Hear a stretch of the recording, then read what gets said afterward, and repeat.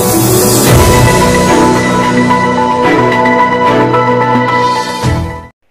Meghalaya Commerce and Industries kala code application ha ka standard form ya ki candidates ki bade ki nongshong chnong jong kari India na ka benta ban pendap ya ka post pion ha ka skill pay kat kum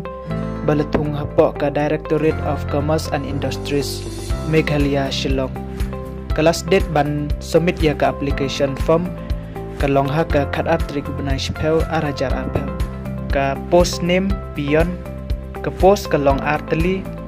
kerta kalong kat prasnem hado arpenyaus nem kat kum ha ka live hawai trik benai bepra arajar arpel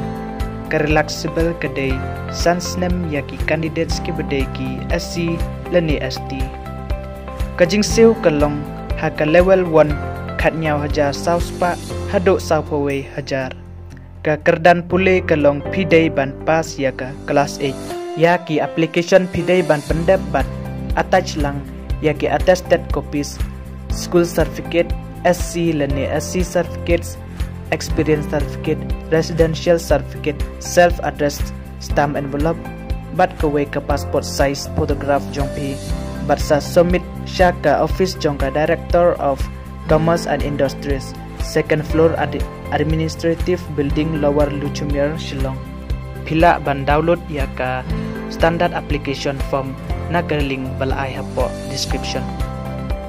ya ka application fee jongpi pidai ban bu lang bat ka treasury chalan ka ba sispa tengka na ka benta ki general categories bat sanpau tengka na ka benta ki SC leni ST candidates te sngeu ba ban like share bat subscribe ya kene ka channel khnang bangin la ban wanra ya shibon ki jingbentip nang ne shikmat